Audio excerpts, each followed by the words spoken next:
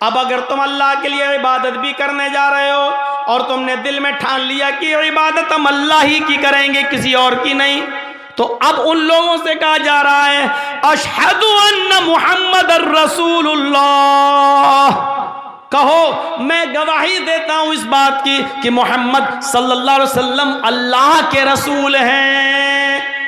یعنی نماز نبی کے طریقے پر پڑھنا پڑے گی، اپنے منمانی طریقے پر نماز نہیں پڑھنی پڑی نہیں۔ اگر منمانے طریقے پر نماز پڑھنا ہے تو مت آؤ، اب اللہ کی عبادت کرنے جا رہے ہو تو رسول کے طریقے پر نماز پڑھنا پڑے گی۔ تراویح کتنی پڑھیں؟ 20 یا 8، نہ تیری 8 نہ میری 20، جتنی جناب محمد رسول اللہ صلی اللہ علیہ وسلم نے بتائی۔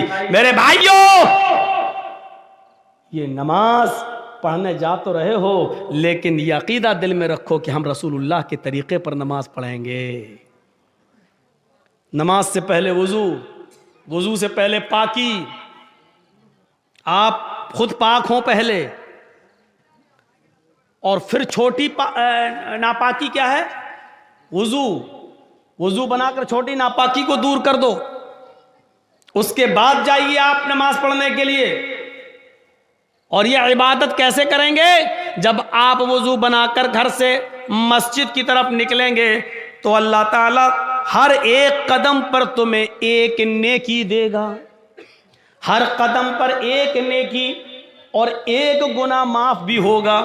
جیسے ایک قدم بڑھایا ایک نیکی ملی اور ایک گناہ معاف، دوسرا قدم بڑھایا ایک نیکی ملی اور ایک گناہ معاف، تیسرا قدم بڑھایا ایک نیکی ملی اور پھر ایک گناہ معاف، چوتھا قدم بڑھایا ایک نیکی ملی اور ایک گناہ معاف۔ حضرت زید ابن ثابت رضی اللہ تعالیٰ عنہ جب گھر سے مسجد کی طرف نماز پڑھنے جاتے تھے، ان کا گھر مسجد کے قریب تھا لیکن پھر بھی وہ چھوٹے چھوٹے قدم رکھتے تھے۔ لوگوں نے پوچھا اتنے نزدیک مسجد ہے اور تم جلدی نہیں آتے ہو، چھوٹے چھوٹے قدم رکھتے ہو؟ تو انہوں نے یہی حدیث پڑھ کے سنائی تھی کہ اللہ کے نبی نے فرمایا تم میں سے جب کوئی شخص مسجد میں نماز کے لیے جاتا ہے تو اس کے ہر ایک قدم پر ایک نیکی ملتی اور ایک گناہ معاف ہو جاتا ہے۔ میں اس لیے چھوٹے چھوٹے قدم رکھتا ہوں تاکہ میرے قدم کی گنتی زیادہ ہو جائے، مجھے نیکیاں زیادہ مل جائیں اور میرے گناہ زیادہ سے زیادہ مٹ جائیں۔ تو میرے پیارے ساتھیو، یہ آپ کو تبھی ملے گا جب آپ گھر سے وضو بنائیں گے، اور وضو بنانے کے بعد جب گھر سے نکلیں گے تو حالت وضو کا ثواب اور وضو میں نماز کے لیے جو قدم اٹھیں گے یہ باوضو ہو کر جب اٹھیں گے تو اس پر اور زیادہ ثواب۔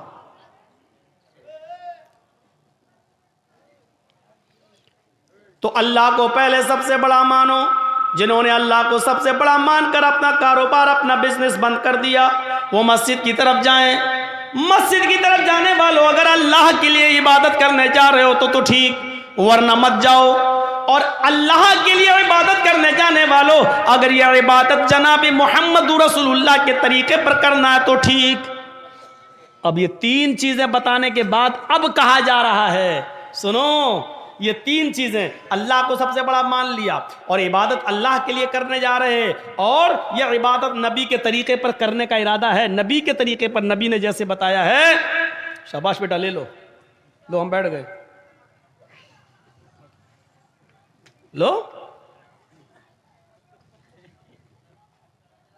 یہ لڑکا آگے چل کے کیا بنے گا بتائیے تو؟ ارے کچھ نہیں، اس کے گھر والوں نے بھیجا فوٹو لے کے آؤ۔ اتنا ہم آپ جس اسکول میں پڑھ رہے ہیں نا اس کا میں ہیڈ ماسٹر رہ چکا ہوں۔ یہ بچہ کیا جانے بیچارہ فوٹو لے کے، اس کو کس نے بھیجا ہم لوگ سب سمجھ رہے ہیں۔ چلو تو ہو گیا بیٹا، ویڈیو بنا رہے ہو کیا؟ یہ سب بن رہی ہیں، ارے آج کل کے بچے، ابھی شادی کر دو تو 2 بچوں کا باپ بن جائے گا۔ یہ آج کل کی اولاد ہے بھیا، آج کل کی اولاد۔ تو میرے بھائیوں سنو، 3 چیزیں بتائی گئی، اس کے بعد پہلے اللہ کو سب سے بڑا مانو، دوسرا جب اللہ کو بڑا مان لیا تو عبادت اللہ کے لیے کرو، اور عبادت جب اللہ کے لیے کرنے کا پورا عزم ہو گیا تو یہ عبادت رسول اللہ کے طریقے پر کرو، نبی کے طریقے پر، رسول کے طریقے پر، کچھ نہیں چلے گا تیرا۔ نبی نے 1 رکعت میں 1 رکوع کیا، 1 ہی کرنا ہے۔ نبی نے 1 رکعت میں 2 سجدے کیے، 2 ہی کرنا ہے۔ نبی نے ظہر میں 4 پڑھی، اگر تو 6 پڑھے گا تو گناہگار ہوگا. نبی نے مغرب میں 3 پڑھی، اگر تو 4 پڑھے گا تو گناہگار ہوگا. نبی نے فجر میں 2 پڑھی، اگر تو 3 یا 4 پڑھے گا تو گناہگار ہوگا. نماز اتنی ہی پڑھنا ہے جتنی جناب محمد رسول اللہ نے بتائی ہے. تو میرے بھائیوں، اگر یہ طریقہ نبی کا مانتے ہو تو اب یہ 3 چیزیں جب تم نے مان لی تب کہا جا رہا ہے حی علی الصلاۃ، اب آؤ نماز کے لیے. دیکھا نماز کے لیے کب بلایا جا رہا ہے؟ پہلے یہ 3 باتیں جب بتا دی گئیں اور آپ کے دماغ میں ڈال دی گئیں. ایمانداری کے ساتھ بتائیے، اذان کا یہ فلسفہ اور یہ مقصد آج سے پہلے آپ نے کس سے سنا تھا؟ ہمیں تو یہ معلوم تھا کہ نماز اذان ہو رہی، چلو نماز پڑھنا ہے، نماز کے لیے اذان ہو رہی نہیں. نماز کے وقت کو بتانے کے لیے گھڑی کافی ہے. نماز کے وقت کو بتانے کے لیے آج کل ٹائم موبائل بتلا رہا ہے. نماز کا وقت بتانے کے لیے اذان نہیں ہے. اذان اللہ کو سب سے بڑا بتانے کے لیے اور عبادت اللہ کی بتانے کے لیے اور طریقہ جناب محمد رسول اللہ کا بتانے کے لیے یہ اذان دی جا رہی ہے. جب یہ 3 چیزیں آپ نے ایکسپٹ کر لی، قبول کر لی، تب کہا جا رہا حی علی الصلاۃ، آؤ نماز کے لیے. اب یہ نماز تمہیں بھلائی پر پہنچائے گی، یہ نماز تمہارے لیے بھلائی کا راستہ کھولے گی. اس لیے کیا کہا جا رہا ہے؟ حی علی الفلاح، آؤ ایسی نماز پڑھ کر بھلائی پر، بھلائی کے لیے آؤ، بھلائی کے حی علی الفلاح، آؤ کامیابی کی طرف، آؤ بھلائی کی طرف. یعنی جب اللہ کی عبادت کرو گے اور رسول کے طریقے پر کرو گے تو یہ نماز تمہارے لیے بھلائی کا راستہ ہے، یہ نجات کا ذریعہ ہے، یہ نجات کا ذریعہ. اور اگر اللہ کے لیے نہیں ہے اور رسول کے طریقے پر نہیں ہے تو یہ نماز بھی نہیں ہے اور بھلائی بھی نہیں، بھلائی بھی نہیں. اس کے بعد پھر لاسٹ میں پھر کہا جا رہا ہے اے لوگو ایک بار پھر سن لو، اب تک اگر اپنے گھروں میں بیٹھے ہوئے ہو تو ایک بار پھر سن لو، اللہ اکبر، اللہ اکبر، اللہ سب سے بڑا ہے، سب سے بڑا ہے، لا الہ الا اللہ، اس کے علاوہ کوئی عبادت کے لائق نہیں. آخر میں یہ جملہ کہہ کر پھر دماغ میں بھر دیا کہ پھر سوچ لو، اب بھی گھر میں رہنا ہے، اب بھی دکان پہ بیٹھنا ہے، اب بھی بزنس کرنا ہے، اب بھی سروس کرنا ہے، اب بھی آفس میں رہنا ہے. لاسٹ میں پھر سن لو کہ اللہ سب سے بڑا ہے.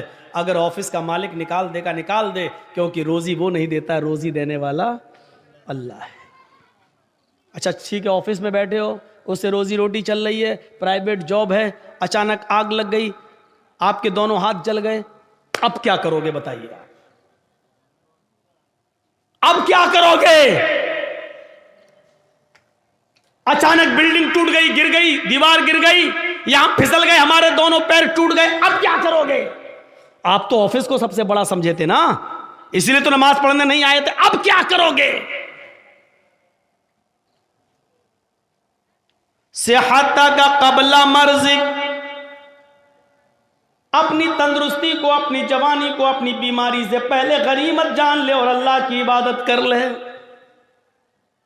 تصور کرو، اذان کا مقصد یہ ہے، اس لیے ہوتی ہے یہ اذان، اس لیے دی جاتی ہے یہ اذان، تاکہ اللہ کا سب سے بڑا ہونے کا تصور ہمارے دماغ میں رہے اور اللہ کی عبادت کرنے کا تصور ہمارے دماغ میں رہے اور عبادت جناب محمد رسول اللہ صلی اللہ علیہ وسلم کے طریقے پر کرنے کا تصور ہمارے دماغ میں رہے. دنیا میں بہت سے نبی آئے، سنیے، اور ہر نبی پر نماز فرض تھی، ہر نبی پر نماز فرض تھی. حضرت ابراہیم علیہ السلام یہ کہا کرتے تھے ان صلاتی و نسکی و محیای و مماتی للہ رب العالمین، میری نماز، میری قربانی، میری زندگی اور میری موت اللہ کے لیے ہے. قرآن کہہ رہا ہے نا، ان صلاتی و نسکی و محیای و مماتی للہ رب العالمین، میری نماز، میری قربانی، میری زندگی، میری موت کس کے لیے؟ اللہ کے لیے. اس کا مطلب یہ ہے کہ ابراہیم علیہ السلام پر بھی نماز فرض تھی، جب اپنی بیوی ہاجرہ کو اور اپنے بچے چھوٹے اسماعیل کو جب چھوڑ دیا تھا بیابان جنگل میں، اور جب چلے گئے بہت دور، بیوی اور بچے کی آنکھوں سے اوجھل ہو گئے، تو ابراہیم علیہ السلام نے جو دعا کی تھی وہ دعا کو دیکھو قرآن ریکارڈ کرتا ہے، اور ربی انی اسکنت من ذریتی بواد غیر ذی زرع عند بیتک المحرم لیقیموا الصلاۃ الہ العالمین۔ او اللہ رب العالمین، ہم نے اپنی بیوی کو، ہم نے اپنے بچے کو ایک بیابان جنگل میں تیرے حوالے چھوڑ دیا ہے، اس جنگل میں کوئی نہیں ہے، انسانی آبادی نہیں ہے، اس جنگل میں کوئی رہتا نہیں ہے، کوئی بندہ نہیں ہے، بواد غیر ذی زرع، بے آب و آبادی ہے، وہاں درخت بھی پیدا نہیں ہوتے، وہاں بیابان جنگلی جنگل ہے، وہاں سے کوئی قافلہ بھی نہیں آتا ہے، تھوڑے بہت درخت جو دکھ رہے ہیں ان پر پرندوں کے گھونسلے بھی نہیں ہیں، ایک چڑیا کا بھی پتہ نہیں ہے، ایسی بیابان جنگل میں جو غیر آباد ہے، غیر ذی زرع ہے، اس جنگل میں ہم نے اپنے بیوی بچوں کو چھوڑ دیا ہے، عند بیتک المحرم، تیرے قابل احترام گھر کے پاس، جہاں تیرا گھر تعمیر ہوگا، جہاں ہمیں تیرا گھر بنانا ہے، جہاں خانہ کعبہ کو بنانا ہے، جہاں قبلہ بننا ہے، جہاں قبلے کی تعمیر ہونا ہے، تیرا گھر بننا ہے، ایسے گھر کے پاس ہم نے اپنے بیوی بچے کو چھوڑ دیا ہے، لیقیموا الصلاۃ، تاکہ اس سے پھیلنے والی ذریت میرے بیوی بچے لیقیموا الصلاۃ، نماز قائم کر سکیں، نماز ادا کر سکیں، نماز پڑھ سکیں۔ اپنے بیوی کو اور بچے کو چھوڑ دیا ہے، ایک بھی پرندہ نہیں ہے، قافلہ نہیں ہے، انسان نہیں رہ رہا ہے، سائے سائے بیتتی ہے، خطرناک جانوروں کا ڈیرا ہے، لیکن یہی خانہ کعبہ بننا ہے، یہی اللہ کا گھر بننا ہے، اسی خانہ کعبہ کا طواف آگے چل کے ہونا ہے، اور ساری دنیا اسی کی طرف آگے چل کر رخ کر کے نماز پڑھنے والی ہے۔ ہمیں اسی جگہ پر اپنے بیوی بچوں کو چھوڑ دیا ہے، تاکہ میری بیوی سے، میرے بچوں سے جو نسل پھیلے، جو تعداد بڑھے، جو سنکھیا بڑھے، جو آبادی بڑھے، لیقیموا الصلاۃ، وہ تیری لیے نماز پڑھ سکیں، وہ نماز قائم کریں، وہ نماز پڑھنے والے ہوں۔ ابراہیم علیہ السلام یہ دعا کر رہے ہیں، ہم نے اپنے بیوی اور بچوں کو ایسی جگہ چھوڑا ہے جو بالکل بیابان ہے، لیکن ہم نے وہاں اس لیے چھوڑا ہے، وہاں تیرا گھر ہے اس لیے چھوڑا تاکہ وہ نماز ادا کریں، نماز پڑھیں۔ قرآن کی اس آیت سے ہمیں پتہ چلنا چاہیے کہ نماز کی اہمیت کیا ہے۔ یہی نماز ہے۔ حضرت موسیٰ علیہ السلام کو اللہ نے حکم دیا تھا وَأَقِمِ الصَّلَاةَ لِذِكْرِي، آئے موسیٰ تم میری یاد کے لیے، مجھے یاد کرنے کے لیے نماز قائم کرو۔ پتہ چلا کہ یہ نماز موسیٰ علیہ السلام پر بھی فرض تھی، ابراہیم پر بھی فرض تھی، نوح علیہ السلام پر بھی فرض تھی،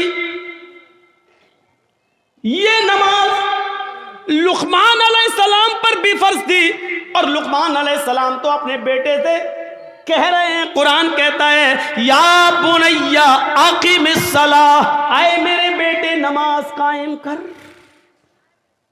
یہ نماز لقمان اور اس کے بیٹے پر بھی فرض تھی۔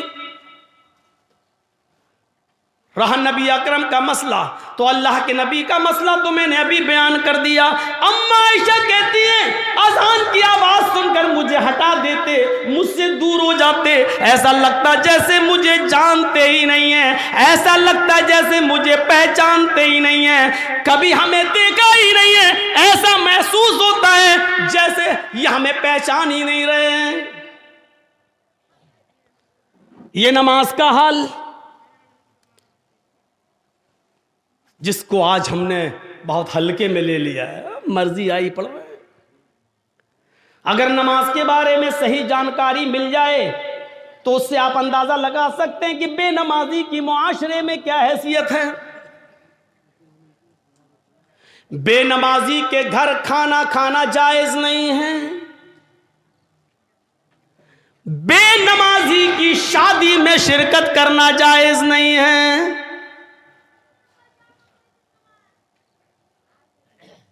اگر کسی لڑکی کی شادی کسی بے نمازی سے ہو جائے تو اس لڑکی کا بے نمازی پتی کے ساتھ رہنا جائز نہیں ہے۔ سمجھائے، مانتا ہے تو ٹھیک ہے، نہیں مانتا تو الگ ہو جائے۔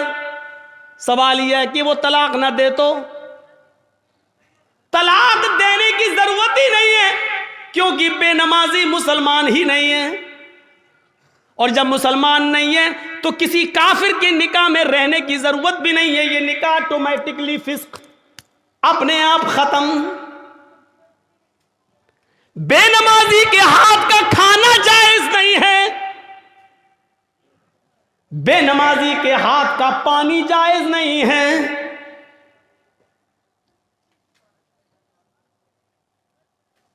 بے نمازی اگر مر جائے تو اس کی نماز جنازہ پڑھنا جائز نہیں ہے۔ بے نمازی اگر مر جائے تو اس کو مسلمانوں کے قبرستان میں دفن کرنا جائز نہیں ہے۔ کیا کیا بتاؤں؟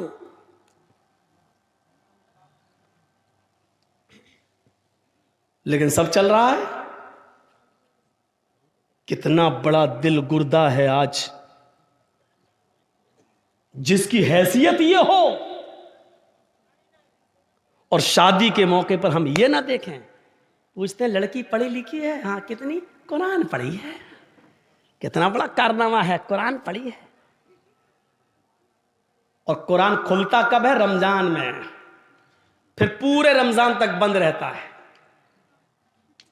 پھر جب رمضان کا مہینہ آئے گا تب وہ کپڑے سے کھلے گا، دھول اس وقت صاف ہوگی، اپنے جہیز کے برتن روز دھوئے گی، اماں کی اور باپ کی طرف سے ملے ہوئے برتن روز دھوئے گی۔ لیکن قرآن جس جزدان میں لپٹا ہوا ہے اس کو مہینوں ہو جاتے ہیں اس کو صاف کرنے کی نوبت نہیں۔ جس طریقے سے بے نمازی عورت بے نمازی آدمی کے ساتھ نہیں رہ سکتی، اسی طریقے سے نمازی شوہر کے ساتھ بے نمازی عورت نہیں رہ سکتی۔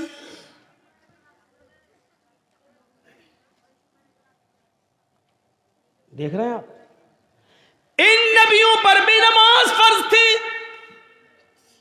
یہ الگ بات ہے کہ کسی نبی کے اوپر 2 رکعت فرض تھی، کسی نبی کے اوپر 4 رکعت فرض تھی، کسی نبی کے اوپر 3 رکعت فرض تھی، کسی کے اوپر 2 ٹائم کی تھی، کسی کے اوپر 3 ٹائم کی تھی، صبح دوپہر شام، اور کسی کے اوپر 5 ٹائم بھی تھی، کسی کے اوپر 4 وقت کی بھی نماز فرض تھی۔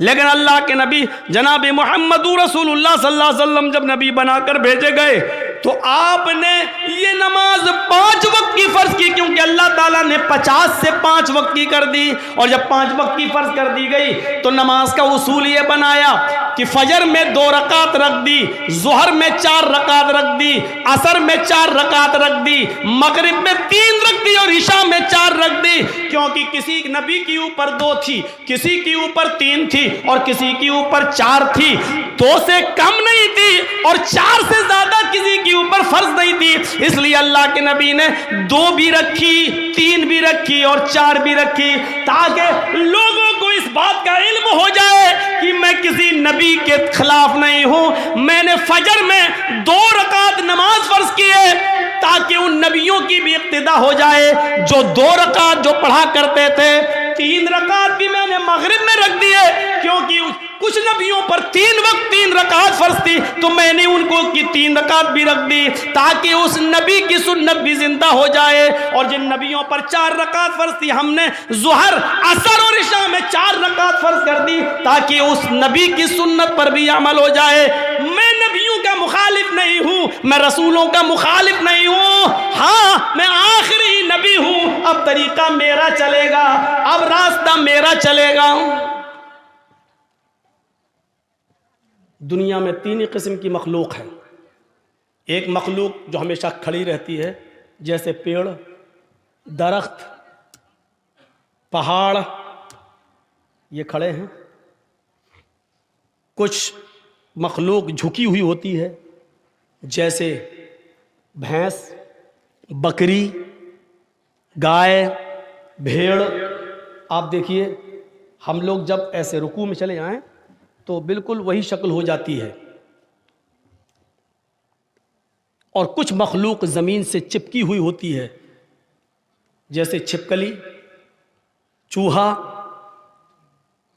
دیوار پہ بھی چڑھے گا تو چپکا ہوا ہوگا، زمین پہ ہوگا تو ایسے ہوگا.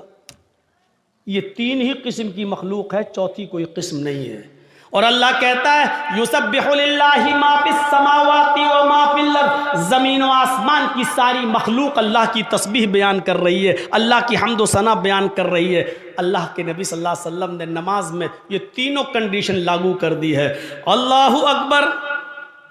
اے اللہ، یہ پہاڑ بھی تیری حمد و ثنا بیان کرتے ہیں، یہ درختوں کے پتے بھی حمد و ثنا بیان کرتے ہیں. اگر تجھے کھڑے ہو کر کی جانے والی عبادت زیادہ پسند ہے درختوں کی، پہاڑوں کی، تو دیکھ میں کھڑا ہوں. اللہ اکبر. میری اس ادا کو قبول کر لے.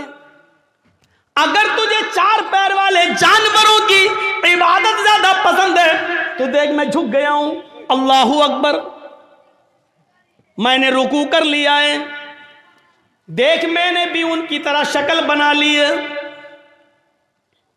اگر تجھے چھپکلی، چوہے اور زمین پر رینگنے والے کیڑے مکوڑے، سانپ بچھوؤں کی عبادت اور ان کی تسبیح پسند ہے تو دیکھ میں سجدہ کر رہا ہوں. اللہ اکبر. زمین پر چپک گئے، سجدہ کر لیا. اے اللہ، اگر تجھے یہ حیات پسند ہے تو میں بھی اس حیات کو کر رہا ہوں.